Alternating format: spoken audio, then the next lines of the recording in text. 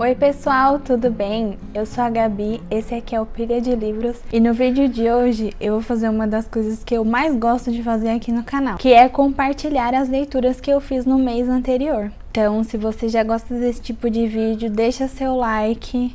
Não esquece, aproveita que a gente já tá no começo do vídeo, já deixa o like aí pra não esquecer, porque isso me ajuda demais com a entrega do conteúdo que eu faço com tanto cuidado, com tanto carinho. Se inscreve no canal se você ainda não foi inscrito. Bem-vindo se você é novo por aqui e vamos lá. Eu comecei o mês de maio lendo A Menina que Roubava Livros. Só que eu não comecei a ler exatamente esse livro no mês de maio. Eu comecei ele há muito tempo atrás. Só que foi um livro que a história não me pegou no começo. Eu tava com uma edição física emprestada de uma colega minha, eu devolvi pra ela porque eu sabia que eu não ia dar conta de ler. Eu fiquei muito tempo com esse livro, mas determinei que eu queria saber dessa história, que afinal já virou filme, todo mundo...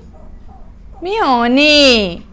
Virou filme, todo mundo gosta, então eu me esforcei para ler. Também porque é um tipo de livro diferente do que eu tô acostumada. E eu gosto de colocar esse tipo de história bem diferente do que eu tô acostumada, para eu não cair em ressaca literária, ou para eu não ficar sempre presa lendo a mesma coisa. Gostei do livro, dei 5 estrelas. Esse livro conta a história da Liesel, que é uma criança que vive ali na época de você sabe quem. A mãe dela entrega ela para outra família por conta de uma série de fatores, e a história vai contando a vida dessa criança a partir daí, o que ela vive, os horrores, como ela é acolhida por essa outra família, como que é a visão do mundo, tudo que tá vivendo, tudo que tá acontecendo ali na visão dela, o que ela vê da família, dos amigos e até da situação ali do mundo. Ela ganha esse apelido da menina que roubava livros porque ela rouba livros. O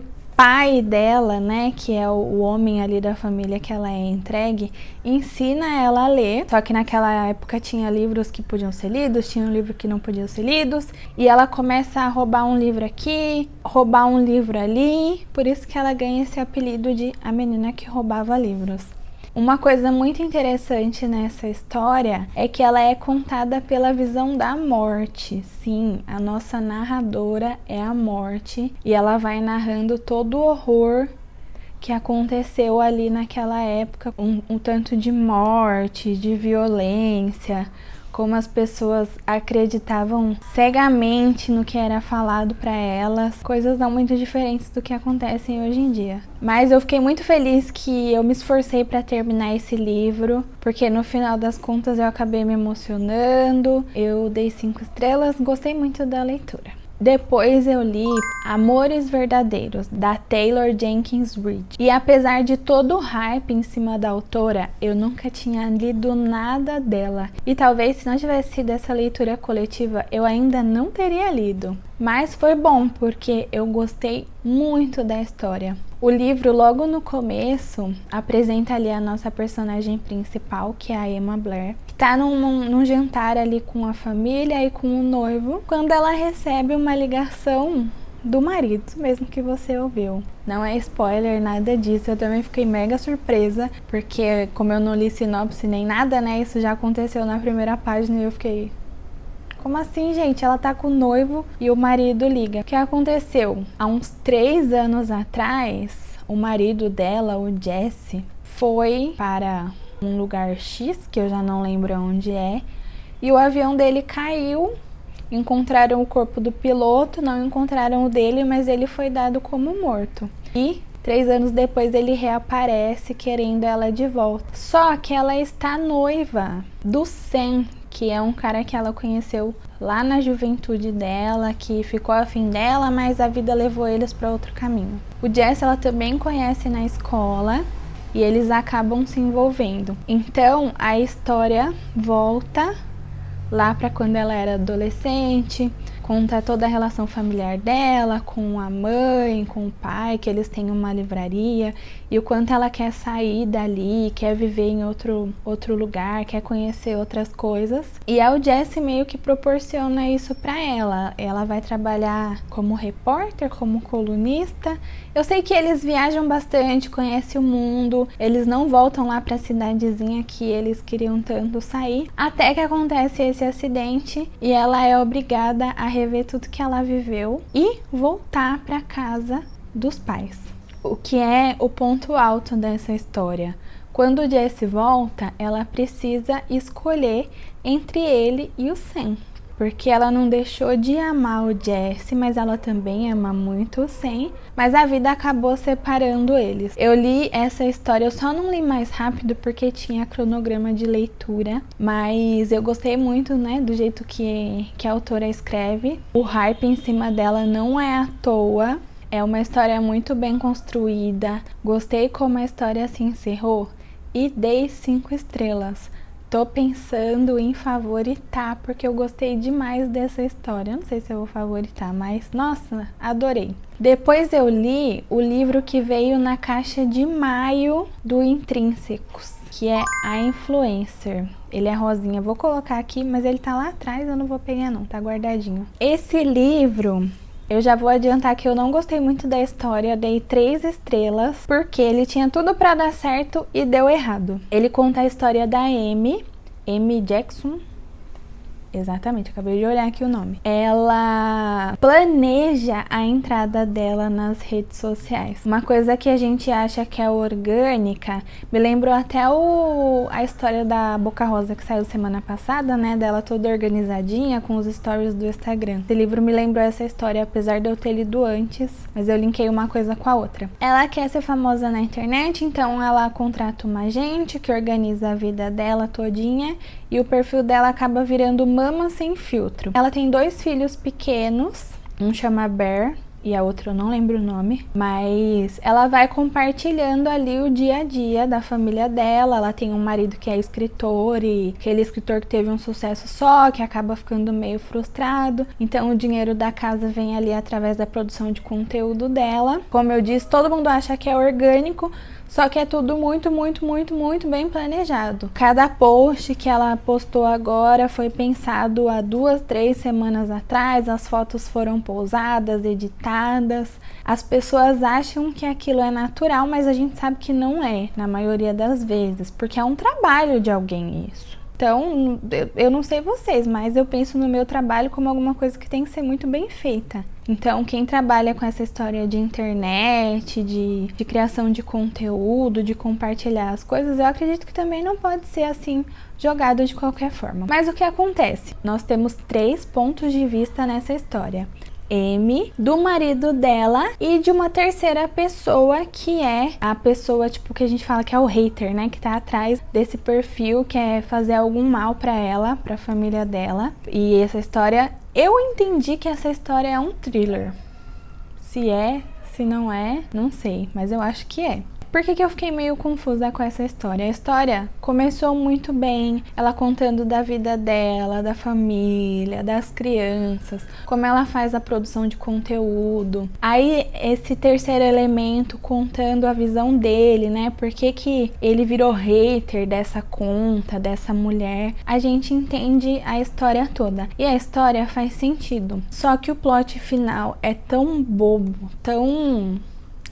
sabe, parece que a pessoa, vou encerrar a história, escreveu qualquer coisa e terminou. Então eu não gostei muito por conta disso. Tinha tudo pra dar certo, porque é uma história atual, é uma história que eu li rápido até, porque eu fiquei interessada, mas focou tanto na vida dela, na produção de conteúdo, que a história mesmo em si, o que a gente espera, né? Porque toda a história tem ali uma ação, um momento ali em que as coisas acontecem, e não aconteceu nada.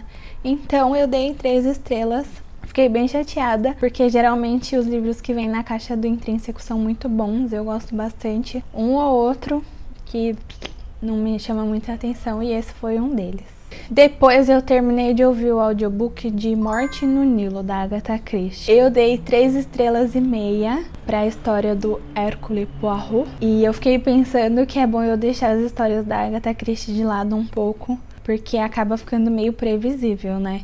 Eu gosto muito desse tipo de história, que tem ali uma morte, no caso 3, se eu não me engano, aí ocorre um assassinato, aí depois ocorre mais um, e depois ocorre mais um, e coincidentemente o Poirot tá lá no meio pra resolver tudo. Eu gosto desse clima, mas como eu já ouvi uma há pouco tempo, aí eu ouvi outra, e essa eu demorei mais pra ouvir por uma série de questões, então não ficou muito interessante pra mim. Eu adivinhei o final.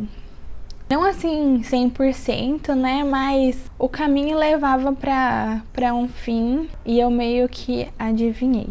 Não por isso que eu não tenha gostado, mas pela construção da história mesmo. Porque acaba tendo uma fórmula, né, como eu disse, pra escrever. Aí tem ali o começo, a apresentação dos personagens, aí tem o que acontece, né, nesse caso um assassinato, aí tem o Poirot entrevistando as pessoas, bem parecido com o assassinato no Expresso Oriente, só que um é no barco, outro é no trem, mas a história praticamente levou pelo mesmo caminho, então talvez por isso que eu não tenha ficado tão surpresa. Por último, eu li o que todo mundo agitou para eu ler, que foi Os 7 Maridos de Evelyn Hugo. Nossa, eu li muito e-book esse mês, eu só li um livro físico. Mais um livro da Taylor Jenkins Reid. Todo mundo fala que essa é a melhor história dela, que é 10 de 10, que é a favorita de todo mundo. E eu fui ler e é realmente um primor de história. Gente, essa mulher não escreve coisa ruim, eu acho. Não escreve nada ruim, porque eu também li esse livro muito rápido. Cada marido, 7, né? Cada marido tem ali a sua parte contada na história. Quem foi Evelyn Hugo? O que eu acho mais interessante na história dela é que são pessoas que você tem certeza que existem na vida real. Eu quase fui no Google pesquisar Evelyn Hugo para saber do sucesso dela. Como que é essa história? Evelyn Hugo é uma atriz muito famosa, muito bilionária, que fez muito sucesso, e ela já tá lá na beira dos seus 80 anos. Ela entra em contato com uma revista porque ela quer uma menina específica para escrever a história dela. Mais ou menos isso que acontece. Então essa menina vai lá e vai ouvindo a história da Evelyn, de cada marido, o que cada marido significou na vida dela, porque 7 não é pouco, né? E toda a construção dessa história e o gancho de um marido no outro e tudo que ela fez, sabe, para chegar onde ela chegou, que é uma mulher maravilhosa e empoderada. Uma coisa que eu não sabia dessa história é que também tem um plotzinho ali junto com a repórter. Porque ela não foi escolhida à toa. Claramente eu não vou dizer porque ela foi escolhida, mas o encerramento da história é a resolução disso aí. Porque que a Evelyn Hugo escolheu essa menina pra ouvir a história dela, né? Pra saber de toda a história, todo o hype que tem em cima da vida dela. Essa história eu também gostei demais, dei 5 estrelas, favoritei, não coloquei como favorito aqui ainda, mas já vou colocar porque eu amei demais. E agora eu inclusive quero ler Malibu Renasce, que tá aqui na minha estante, é um desses aqui. Eu tenho o livro físico, quero muito, muito ler porque eu gostei dessa autora. É isso, gente, essas foram as minhas leituras de maio, foi um mês até que produtivo. Esse mês eu não sei se será tão produtivo assim, porque eu estou lendo Outlander e é um calhamaço com uma diagramação apertadinha. Talvez eu demore mais um pouco e leia menos. Mas enfim, espero que vocês tenham gostado desse vídeo. Um beijo e até o próximo livro!